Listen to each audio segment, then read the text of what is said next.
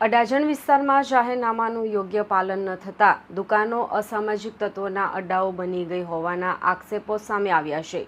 Surat police commissioner દ્વારા કડક સૂચનાઓ આપવામાં આવી હોવા છતાં પણ સ્થાનિક પોલીસ જાહેરનામાનું પાલન કરવામાં અસમર્થ દેખાઈ રહી છે। થોડા સમય પહેલા શહેરના વિવિધ પોલીસ સ્ટેશન વિસ્તારોમાં જાહેરનામાના પાલન માટે સ્પેશિયલ ડ્રાઈવ પણ યોજાઈ હતી, પરંતુ હાલની સ્થિતિ જોતા લાગે છે કે જાહેરનામું માત્ર કાગળ પર જ સીમિત રહી ગયું છે।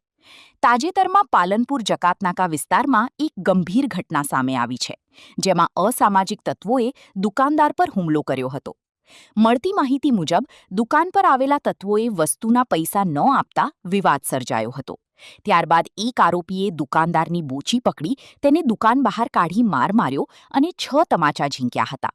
દુકાનદારે પોતાનો બચાવ કરવાનો પ્રયાસ કર્યો હતો, પરંતુ અસામાજિક તત્વોએ તેની પર તૂટી પડ્યા હતા। આ સમગ્ર ઘટના સીસીટીવીમાં કેદ થઈ ગઈ છે, જે હાલ સોશિયલ મીડિયામાં પણ સામે આવી રહી છે। પોલીસે આ મામલે 2 આરોપીની ધરપકડ કરી છે, જ્યારે એક આરોપીને વોન્ટેડ જાહેર કરવામાં આવ્યો છે। સાથે જ ઘટનાનું રિકન્સ્ટ્રક્શન પણ કરવામાં આવ્યું છે। જો કે સવાલ એ ઊભો થાય છે કે જો સમયસર જાહેરનામાનું કડક પાલન કરાવવામાં આવ્યું હોત તો શું આવી ઘટના બનતી? આ ઘટના બાદ હવે જોવાનું રહ્યું કે પોલીસ તંત્ર જાહેરનામાના અમલમાં કેટલી ગંભીરતા દાખવે છે અને અસામાજિક તત્વો સામે કેટલી અસરકારક કાર્યવાહી કરે છે।